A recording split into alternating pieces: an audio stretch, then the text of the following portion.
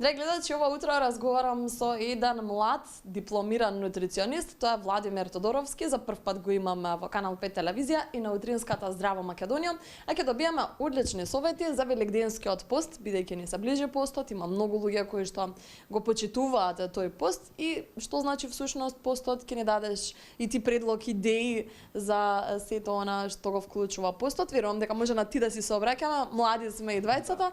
На почеток само да кажам, имаш само 26 години, магистриран по нутриционизам. Да, поврзано со биохемија, биохемиско-физиолошка, ама нутриционистички аспект. И сега го спремаш докторатот. Сега да, сега сум на докторски студии, тази студент на трет циклус на природно-математичкиот факултет. И баш ми е мило што имам чест ето да бидете мои тука гости во советувалиштето, кое што наскоро планирам да го отворам. И да ме слушне јавноста се повеќе за мене. Да слушна јавноста се повеќе за тебе, одличен пример за тоа како млад човек сам успева, си завршил факултет, магистратура, сега и докторатот, да ти биде успешен и ти посакувам многу среќа и успех во твојата професија. А сега да се ова накратко беше еден вовед до гледачите, бидејќи за прв пат ти имаме во Здраво Македонија. Да се вратиме на велигденскиот пост, но пред да почнеме со постот, што всушност значи, Владимир, пост? Што значи постењето? И за менталното, но и за физичкото здравје, како влие? Да, значи постот кај нас, кај христијаните, е доста актуелен, особено велигденскиот пост, кој што е најдолг и, да речеме, најтежок. Кога станува збор за менталниот дел, многу луѓе, бидејќи сме верници, сакаме да ја испечутуваме религијата, го правиме тоа најмногу за духовниот дел. Така.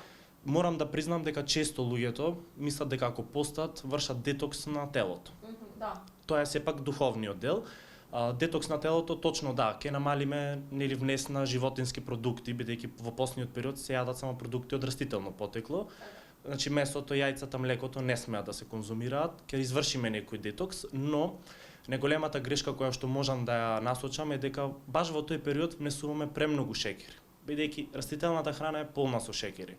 И во тој период се внесува, најчесто знаеме да јадеме за доручек геврек, кифла, нели посни погачици или нешто слично, кои што имаат голема количина на шеќери. Па затоа би рекол, прочистувањето физички, да се навратам, не би било толку многу колку што е поентата на постот од религиски, да речам, од внатрешен момент на прочистување. Така. А кога зборуваме за храната, ева споменавте некои грешки кои што знаеме да ги направиме, а мислиме дека постиме, која храна треба да се внесува за време на постот, која не треба? Да, значи кога бидејќи пак ќе се навратам, ограничени сме од растително потекло, кога постиме, најмногу внесуваме шеќери, многу е намален внесот на протеини. Растителната храна многу малку содржи количина на протеини. Сега извини, Владимир, што ќе да прекинам за да им биде јасно на гледачите, кога велиме протеини, може ли да објасниме за која храна има протеини? Кога велиме исто растително потекло и која храна влегува тука за да им биде појасно на гледачите? Секако.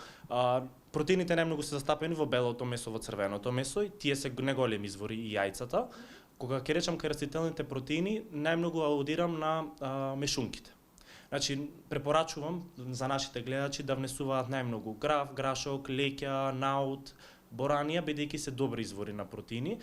За разлика од другите останати растителни продукти, имаат помала количина принос на истите. Исто така да се внесува голема количина на вода за време на постот, бидејќи често доаѓа до дехидратација.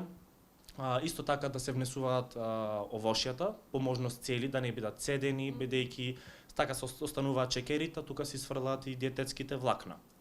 Затоа да се избегнуваат тие погачици, гевреци, бидејќи се лесен начин да внесеме многу калории, да внесеме многу шеќери, а воедно и масти. Нели се користат растителни путери, растителни масла во тој период, кои што стварно се многу штетни за нашето здравје, особено за кардиоваскуларниот момент, каде што многу често доаѓа до покачување на триглицериди и холестерол.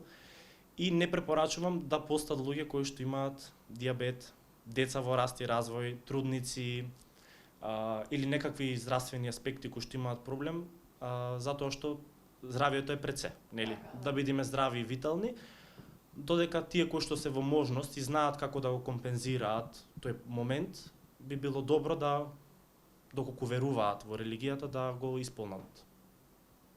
Да, ќе те прашав и за кој сме, кој не сме да пости, но веќе се надоврза на тоа прашање, особено оние кои што и примаат одредени терапии. Нели велат или стари лица кои што се, бидејќи самиот организам му треба повеќе енергија, повеќе да речам витамини, минерали и нутриенти и со самото тоа ограничување на одреден дел од категорија на храна сме ограничени повеќе да сме склони кон нездрава храна. Да. Можам да дам добар предлог за гледачите, например, да направат една салата која што содржи наут, зелен лиснат зеленчук. Наутот ни е тука извор на протеини, има добар извор на протеини, зелената салата ни е добар извор на растителни влакна, кои што ќе направат да се чувствуваме сити. Тука можеме да ставиме масло од лен, кој што е добар извор на омега 3.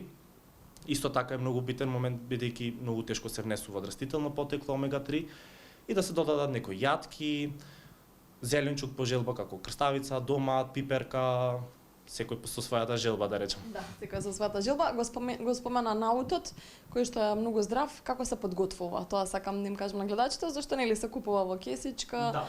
Тоа е во тврда форма.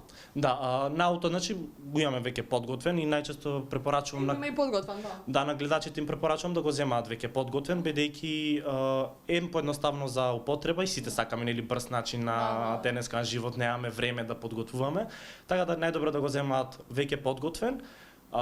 Го има во теглички, во кесички, наутот технички да знаат гледачите тоа е леблевија.